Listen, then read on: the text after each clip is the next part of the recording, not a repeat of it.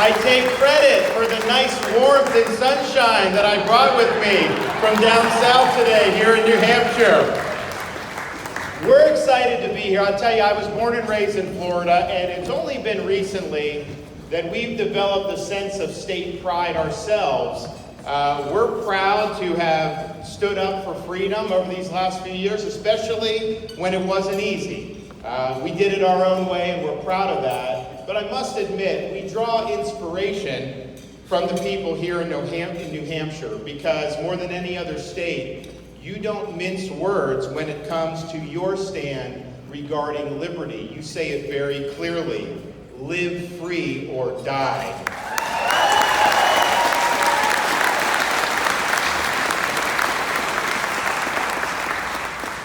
With no income tax or no sales tax, you have choice in education, you've protected students against COVID shot mandates.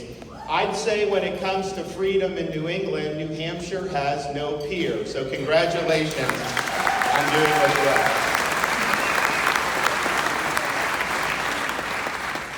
But the reality is, throughout our country, we are engaged in a battle to preserve the cause of liberty.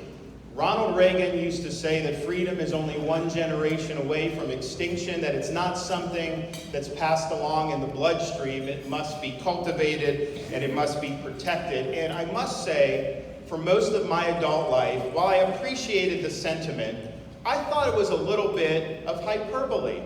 You know, after all, we're Americans, right? Isn't freedom in our DNA? But I got to tell you, I don't think you could have lived through the last few years and think that President Reagan was wrong. He was right. Freedom is fragile. It can be squandered. And we're very proud in Florida of earning the moniker of the Free State of Florida, but that was not preordained. We came very close 4.5 years ago to taking a much different path. I got elected governor in 2018 by 32,000 votes out of more than 8 million votes cast. Less than 1/2 of 1% was my margin of victory, and to be honest, that was not out of character for Florida. The previous decade, if you looked at governor races, president races, 2010, 12, 14, 16, 18, yeah, thank you.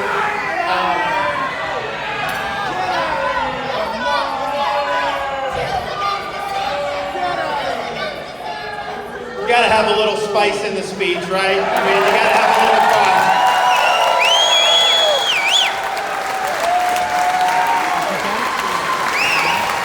Why you'd want to pay the ticket to get in just to do that, I don't know, but different strokes for different folks.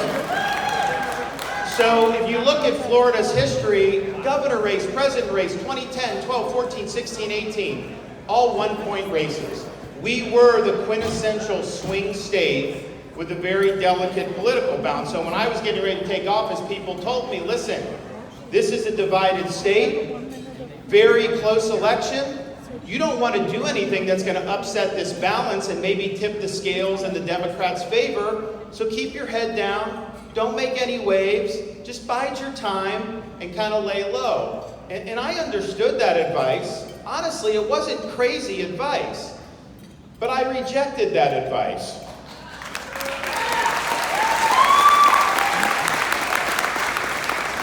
My view was, I may have earned only 50% of the vote, but that entitled me to wield 100% of the executive power, and I intended to use that to advance the cause of freedom and to advance conservative values in the state of Florida. I understood the different levers of power. I understood the constitutional power, statutory. I understood you had an agenda that you got to fit through a constitutional system of checks and balances, but we were ready to do that. I also said, you know what? When I take office, I am not doing any polls to tell me about different issues. And to this day, I've never taken a single poll as governor about any issue that I've dealt with in the state of Florida. Leaders don't follow polls. Leaders get ahead and they lead and they deliver results, and then the polls move in their direction. We also resolved that we were going to have an administration that was all pulling in the same direction. I told people, because you could be great as governor making decisions, You can have a great vision as an executive. If you don't have a cadre of people working in your administration that's going to carry out those policies effectively, then it's not going to amount to very much. So we made very clear, if you are bringing any other agenda to this administration other than what's in the best interest of the people of Florida and what's in the best interest of supporting our cause, then pack your bags right now. The door is right over there. I don't have time for drama. I don't have time for palace intrigue. I want to make sure that we're executing the agenda. And you know what's happened over the last 4 years? We don't have leaks. We don't have drama. All we do is get the job done day after day, and that means we beat the left day after day, week after week, month after month, year after year. I also said I am not going to get into office and be like some Republicans have been, where they get in there and they're almost like a potted plant. They don't want to make decisions. They don't want to do anything. They don't want the media to criticize them. They don't want the left to get on their case. And so sometimes you can just sit back and hope issues don't come to your desk. I said that doesn't work. I'm going on offense. I'm going to go and make sure that I'm dealing with any issue under the sun that I think can benefit the people of Florida. I sat at the desk in the governor's office my first day 4.5 years ago. I looked around. I said, I don't know who's going to succeed me in this office, but they're not going to have anything to do. I'm getting all the meat off the bone. I'm going to make sure I'm delivering results.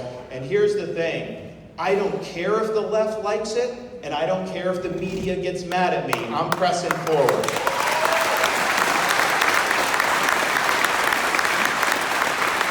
I was also mindful that being a governor, or really any executive position, it's different than the typical elected office because it requires you to be a leader.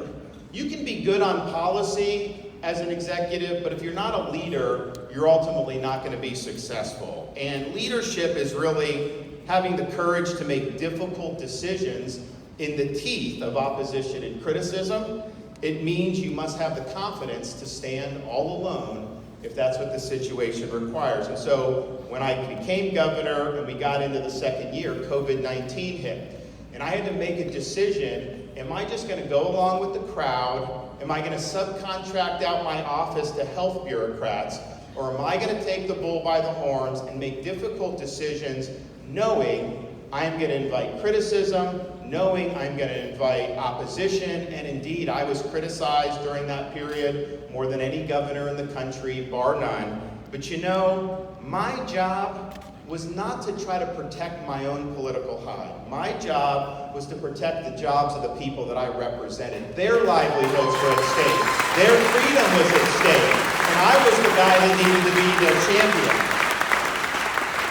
So I had to make a choice I'm an old Navy guy, when you're captaining the ship of state, are you going to navigate the boisterous sea of liberty, or are you going to cower in the calm docks of despotism? Many governors did the latter. We stood for freedom, and Florida is better as a result. So that's how we conceived of the role of being a leader, being a governor. So fast forward 4 years, November of 2022. We didn't win by just 32,000 votes. We won by more than 1.5 million votes.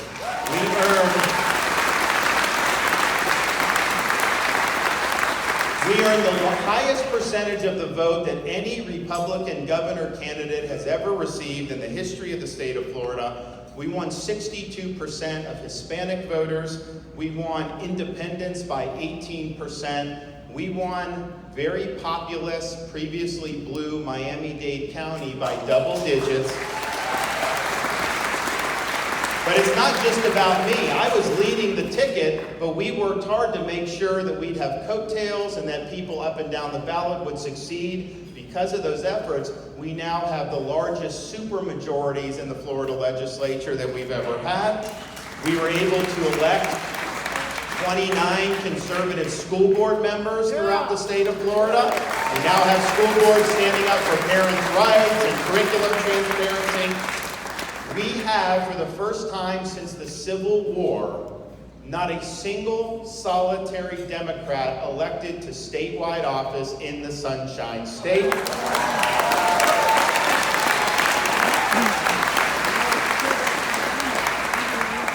When I took office, we had almost 300,000 more Democrats registered to vote in Florida than Republicans, and we had never, in the history of Florida, had more registered Republicans than Democrats.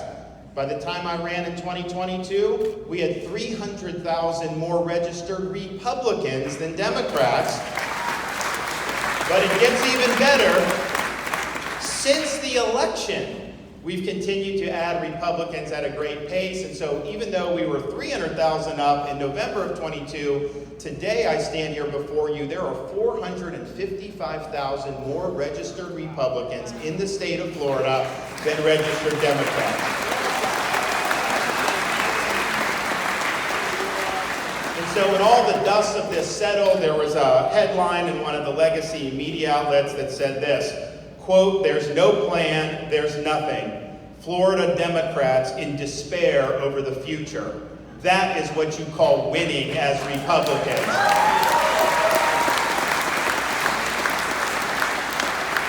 Now, we're proud that voters have responded to our leadership. We're proud that people are looking to Florida for leadership, but it's easy to see why. We are leading the nation on a whole host of issues. We are number one in the country and have been for many years now for net in-migration. We are the number one fastest growing state in the United States. First time Florida's been number one since 1957.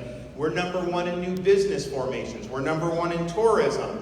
We're number one in economic freedom by some measures, because your governor would point out there's other measures that say New Hampshire's, but let's just say Florida and New Hampshire are near the top in economic freedom, and we're both proud of that. We are number one in education freedom. We're number one in parental involvement in education, and our public higher education system is ranked number one in America by U.S. News and World Report. So we lead not merely with words, but with deeds. You know, politics is not entertainment. It's not about building a brand or virtue signaling on social media. Ultimately, it's about delivering results. And our record of Florida producing results has been second to none. Our success has shown that leadership matters and that boldness is rewarded. If I had listened to the people that urged caution, I don't believe we would have won by 1.5 million votes. I think the only reason we were able to do that and build such a big majority is because people saw me willing to lead by conviction. They didn't have to wonder where I stood on any issue. They knew that I was out there fighting for what I believe in. But here's the thing. I think what we've done in Florida is applicable to every state in this country. Because when it comes to vision, when it comes to principles, when it comes to policies, the people, not just in Florida, but throughout this country, they side with us over the political left. Just look at what they want to see with fiscal and tax policy. They want sanity when it comes to tax and spend. They don't want inflationary policies. They don't want crippling debt, and they don't want confiscatory taxation. We in Florida, like you, have no income tax. You know, your New England neighbors should try it sometime. It works out pretty well when you don't have an income tax. My state of Florida has millions of more people now than the state of New York does. That's a recent change. And even though we have millions more people, New York's state budget is over twice the size of the budget of the state of Florida. Yet our roads are better, our services are better, and our education system performs better. What are they doing with all that money that they're taxing people and spending people with? We have a record budget surplus. Last year, the budget surplus for Florida was $23 billion. That's more than the budgets of many states in this country. And we have the second lowest per capita debt burden anywhere in the country. Last year, because I have a line item veto power, which I think all governors should have and the President of the United States should have, we vetoed 3% of the budget, $3.3 billion of wasteful spending that we lined out to make sure that we have a strong surplus. So we're right on fiscal. They're wrong on fiscal. And you can see how many Americans have suffered as a result of their gratuitous spending and debt policies. When you print trillions of dollars, when you spend and borrow trillions of dollars, of course you are going to have inflation. Of course that was going to happen. That has been an invisible tax that has hammered middle-income and working-class people for the entirety of Joe Biden's presidency. You want to end inflation, vote Joe Biden out of office.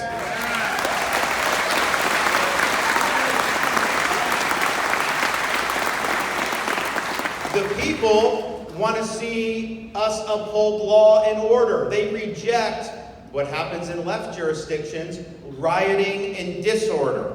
We, in the state of Florida, said no to defunding the police. We said no to the BLM riots, and we made sure if you riot or loot or engage in mob violence, you don't get a slap on the wrist like they do in Portland. You get the inside of a jail cell because you're held accountable.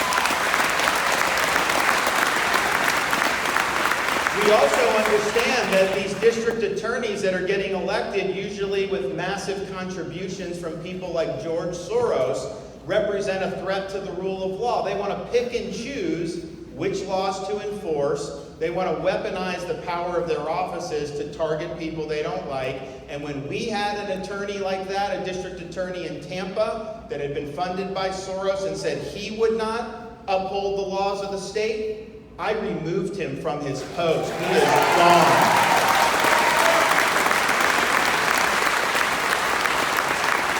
The people also stand with us in supporting the concept that our schools are about education, not political indoctrination. We want to have the rights of parents upheld. We want to do like we did in Florida and ban critical race theory in our K-12 schools. You shouldn't be using tax dollars to teach our kids to hate our country or to hate each other. We also believe, and I see the education issues through the lens not just of a governor, but also of a dad. We have a 6, a 5, and a 3-year-old at home, and my wife and I are very concerned about what goes on in the school system. And I think parents should be able to send their kid to 2nd grade, let them watch cartoons, just let them be kids, without having somebody's agenda shoved down their throat. It is wrong to tell a 2nd grader that they were born in the wrong body. It is wrong to tell students they can change their gender. And I don't care if Disney doesn't like that. I am standing up for the truth, and I'm standing up for what is right.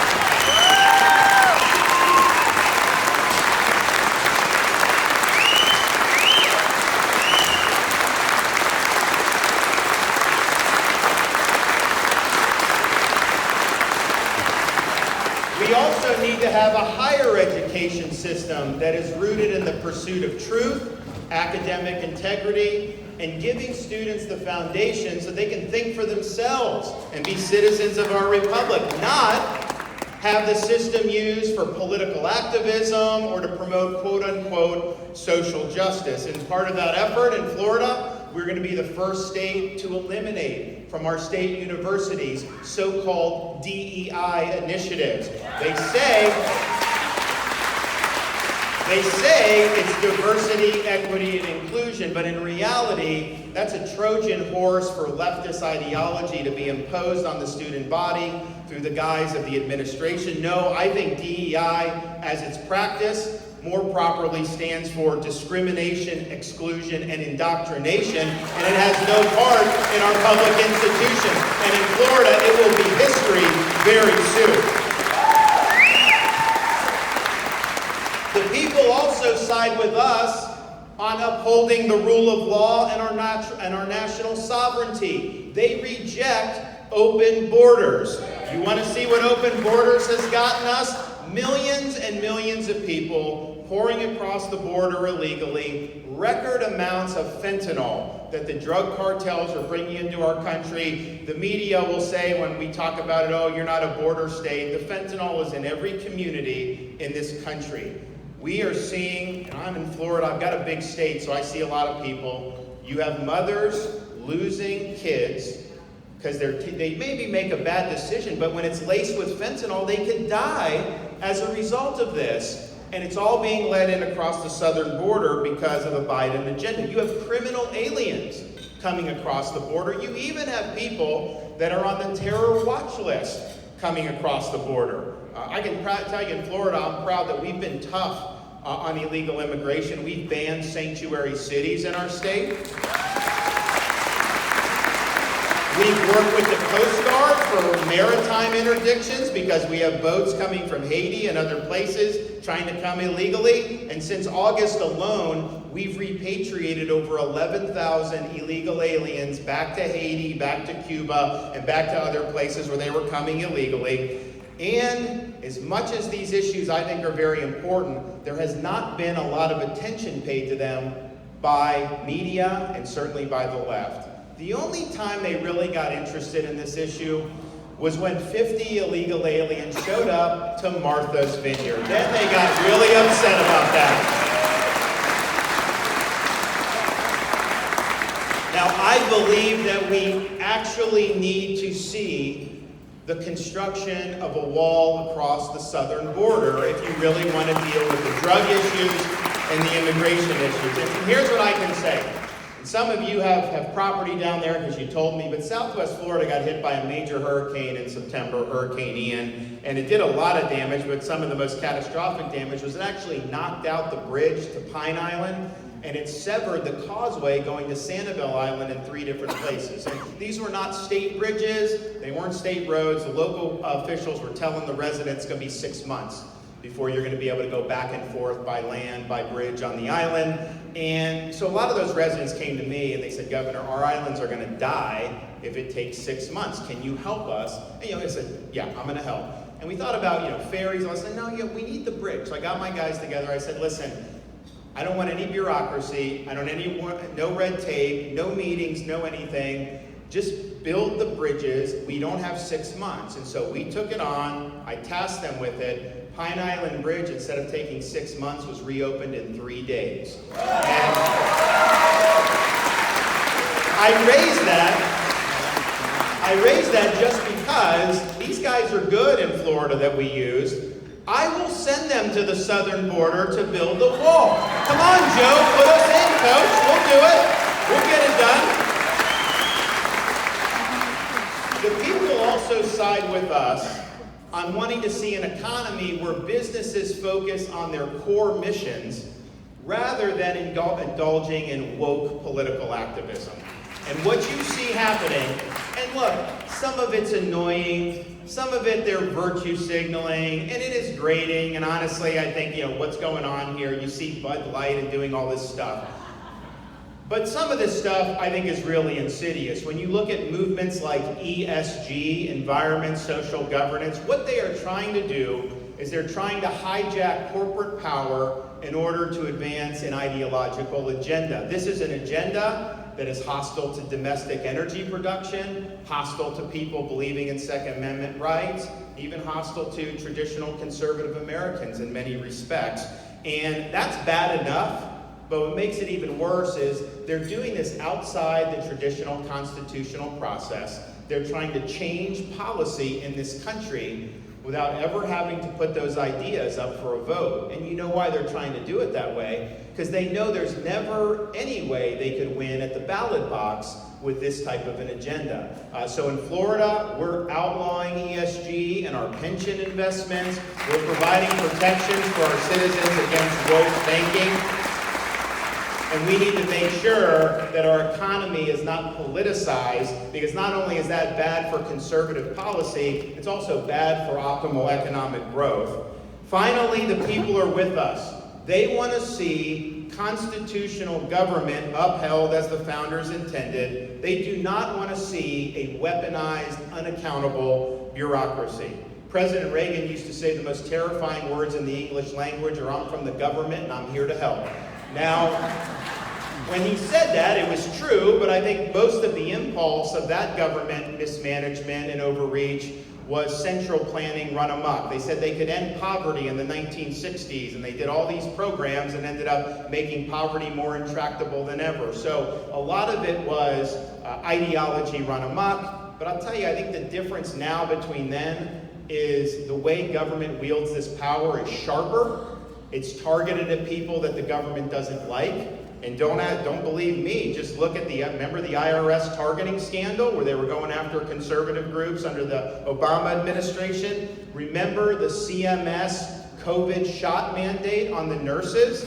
These were nurses that were on the front lines during COVID. Everyone was saying, including me, that they were heroes. Then the next year rolls around and Biden's administration, through no action of Congress never legislated this, unilaterally, they impose a regulation saying nurses and other healthcare people, you either take the mRNA shot or you lose your job.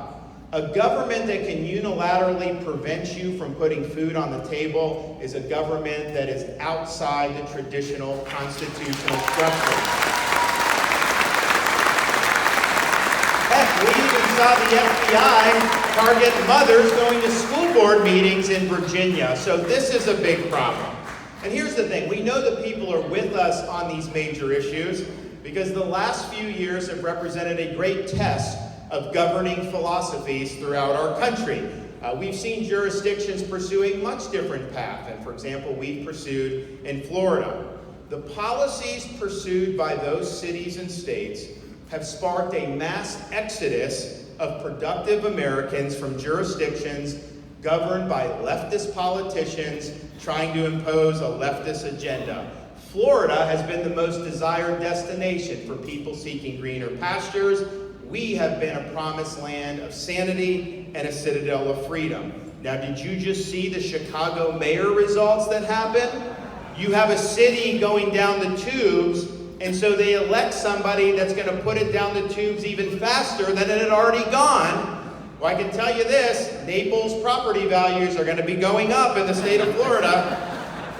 Now, many of these cities and states have elevated ideology over enduring principles. They've harmed their public safety by coddling criminals and attacking the men and women of law enforcement. They've imposed unreasonable burdens on taxpayers to finance unreasonable levels of public spending. They've harmed education by subordinating the rights of parents and students to special interest groups and to ideological indoctrination. And they have imposed medical authoritarianism under the guise of mandates and restrictions, none of which were about your health. It was about them being able to control your behavior. So what is motivating this? This, I submit to you, is the woke mind virus in action.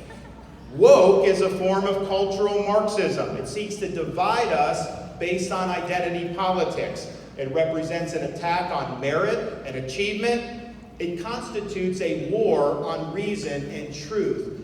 Don't tell me that babies are born racist. Don't tell me that men can get pregnant. That is not true, and I will not accept it. So we reject woke ideology.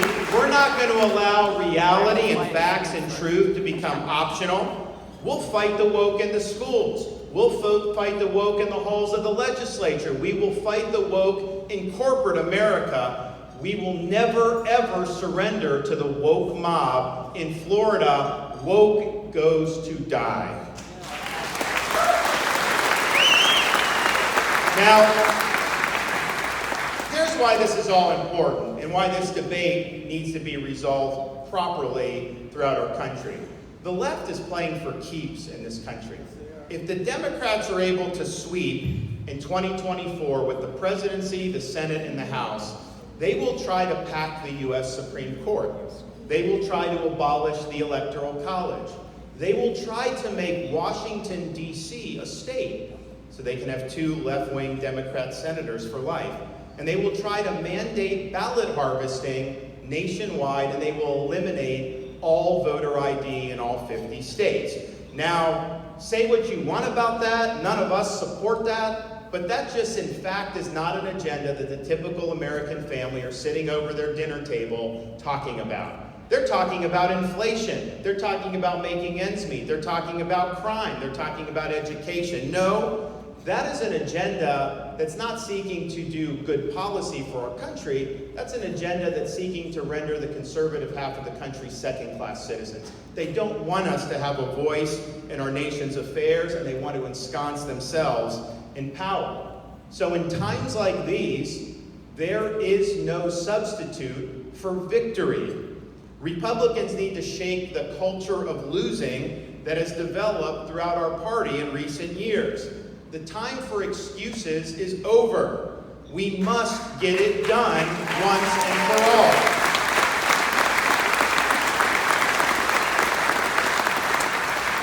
And here's the straight truth. If the election of 2024 is a referendum on Joe Biden and his failed policies, and if we provide a fresh vision for American renewal, Republicans will win the White House, the House, and the U.S. Senate. So we cannot get distracted, and we cannot afford to lose, because freedom is hanging in the balance. Now, nobody appreciated the fragility of freedom more than our nation's founding fathers. When they met in Philadelphia in 1787 to craft the Constitution, they came after having studied the history of every republic that had ever existed on God's green earth. And they wanted to identify lessons that they could take with them as they were trying to craft a constitution here for our new republic. And what they noticed was, if you looked at all the examples of republics throughout history, there was really only one thing that every one of them had in common, and it was this: every one of them had failed. And so they really believed that it fell to the United States of America to determine once and for all, could people really govern themselves? Could you have a society based on the idea that our rights come from God, not from government? Could you have a government that rested on the idea of the rule of law rather than the whims of individual men? Or was mankind forever destined to live under various forms of despotism? And they believed that it was us as Americans that would finally answer that question about whether self-government could work at all. Florida is proof positive that we, the people, are not destined for failure. I believe that decline is a choice. I believe success is attainable. And I believe freedom is worth fighting for. Now, fighting for freedom is not easy in this day and age because the threats to freedom are more complex and widespread than they have been in the past. Yes, the threats can come from an entrenched bureaucrat in D.C., but also a jet setter in Davos, or even a corporation purporting to wield public power. But fight for freedom we must. We must embrace our founding creed, that our rights come not as gift of the government, but from the hand of the Almighty. We must reject the idea that self-government can be subcontracted out to technocratic elites who reduce our existence to mere data points. We must insist on the restoration of timeless constitutional principles so that government of, by, and for the people shall not perish from the earth.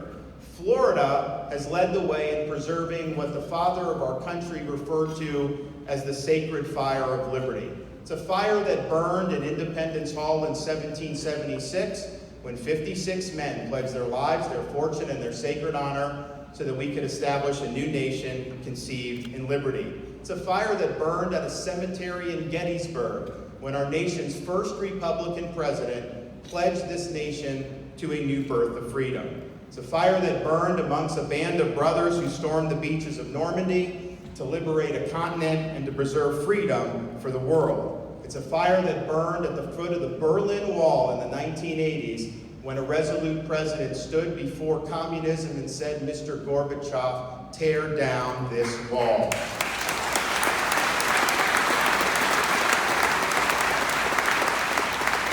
So it is our responsibility to carry this torch. We don't run from this responsibility. We welcome it. But it won't be easy. Leadership is not cost-free. The left will come loaded for bear. We're all going to have to sacrifice, whether you're running for governor, whether you're a parent going to a school board. You're going to face attacks. You're going to face blowbacks.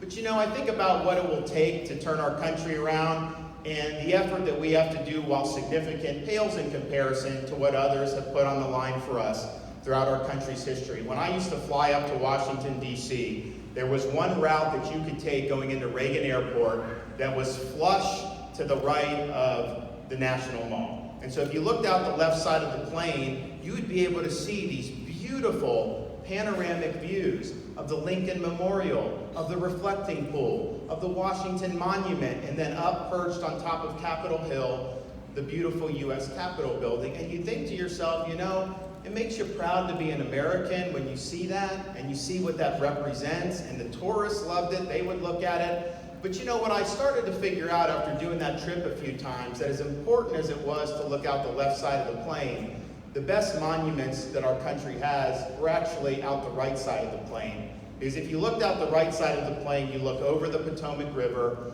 you'd see a lot of very small, nondescript monuments situated nice and evenly over rolling hills in a place called Arlington National Cemetery.